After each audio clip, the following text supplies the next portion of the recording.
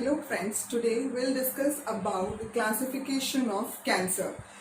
Now here, if we talk about the classification of cancer, it is basically based on the tissue of origin. Here we come across the term OMA. Now what do you mean by OMA? OMA means the tissue type, the origin of the tissue, that which tissue it has come from. The cancer can be classified like whether it is epithelial origin or it is from mesenchymal origin. If the cancer is originated from epithelial cells, we call as carcinomas. If it is from mesenchymal cells, these are called as sarcomas. So here the cancer can be majorly classified into, like if we talk about the cancer in the previous class, in a definition of cancer we have seen the proliferation or overgrowth of the cells can be of two forms, benign and malignant. Benign is if it is located to one specific or localized in one specific tissue or the region is called as benign. It do not spread throughout the body, but malignant is it spreads throughout the body. Now here, coming to the first one is the epithelial tissue origin. Now here, for example, we have two types here. The first one is surface lining epithelial.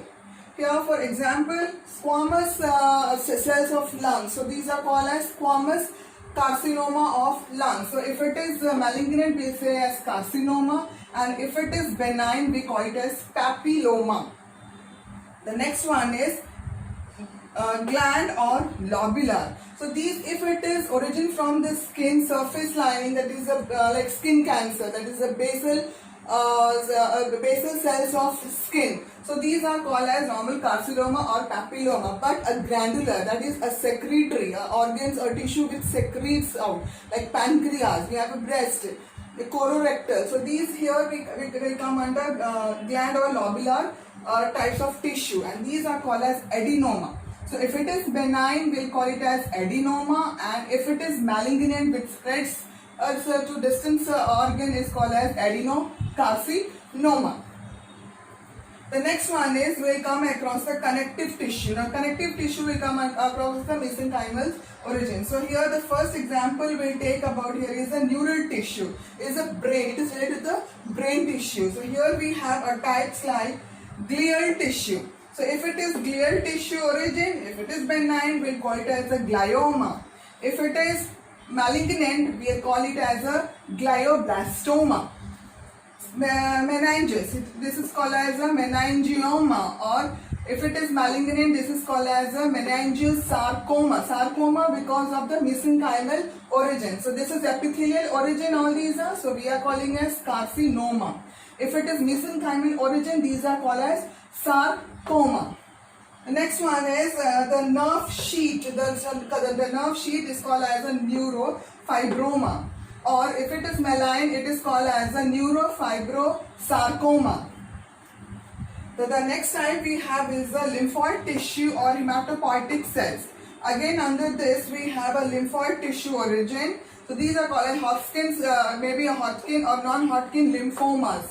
Lymphocyte, it is basically the lymphocytes, the cancer of a lymphocytes. That is, we have the examples like a T lymphocytes, B lymphocytes. So here, this is example for the lymphocytes. The other one is the plasma. So we call it as a multiple myelomas. So this is how, this is a general the classification of the cancer we have seen, epithelial and a connective tissue. We'll go with the next examples like, we'll see some other examples of connective tissue and muscles. Here we have, like the other one is fibrous or dense connective tissue. If the origin is fibrous or dense connective tissue, these are called as, if it is benign, it is called as fibroma. If it is malignant, it is called as fibrosarcoma. Cartilage, the cartilage of origin. So here it is called as chondroma. If it is malignant, it is called as chondrosarcoma. Bone, the origin is bone, called as osteoma. If it is malignant, it is called as osteosarcoma. Smooth muscle, if it is benign, it is called as a leiomyoma. If it is malignant, it is called as leiomyosarcoma. Skeletal muscles called as rhabdomyoma. If it is malignant if it is malignant, we call it as a rhabdosarcoma.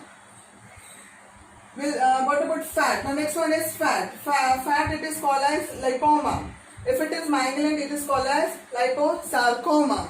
The other examples are melanocytes. If it is benign, it is called as a pigmented nerves. If it is malignant, it is called as melanoma. If it is the tissue is gonad tissue, if it is benign, it is called as teratoma. If it is malignant, it is called as teratocarcinoma. So these are the certain classification I have given you, which will make you easy to understand how the cancers are classified based on the origin, as well as what they are called as if they are benign in origin and in malignant. Hope this classification will help you to understand and the origin of the cancer, how the disease is being named based on the tissue of its origin. Now we discuss about tumor staging. Now, tumor staging defines about the extent of the growth and progression of the cancer cells. Now here the importance of tumor staging. Now how this tumor staging is done? It is done based on the differentiation. Now, what do you mean by the term differentiation? Differentiation is the similarity the cell shows to the mother cells or from where they have originated in terms of structure as well as functions. If the cells are highly differentiated, the tumor cells are going to be less aggressive and less metastatic. If they are less differentiated, means they do not show a high extent of similarity with the cells of origin, that is the mother cells from where they have divided. So these type of cells which are less differentiated in terms of structure and function are more aggressive form and they are metastatic. They are highly metastatic. Now differentiation, how do we say about the differentiation? A differentiation can be divided into 4 different stages. Stage 1, where the cancer cells or the tumor cells show more than 75% of similarity with the parental stage. Parental cells. Then we have stage 2, where about 50 to 75% of the cells, that is tumor cells or cancer cells, they are similar to the parental cells. Then we have stage 3, where the similarity rate is about 25 to 50%. Stage 4, the last one, is where only less than 25% of the cells show similarity with the parental cells. Now these cells are highly metastatic. Once they are in the stage 4, they are highly metastatic and aggressive. Now what is the importance of tumor staging? Why we need to go for tumor staging?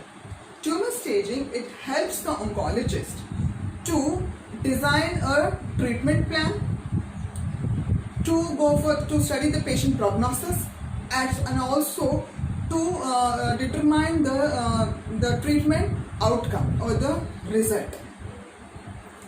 Tumor staging, if we talk about some like standard terms are used for tumor staging, like T.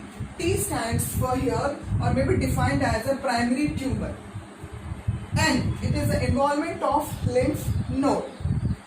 M, the presence or absence of metastasis. Now we'll see here different stages we can see. Stage 1 is T1 N0 M0, means here this is the initial stage where we can find the tumor cells, but we do not find the migration or the presence of the cell in the surrounding tissue or in the lymph node.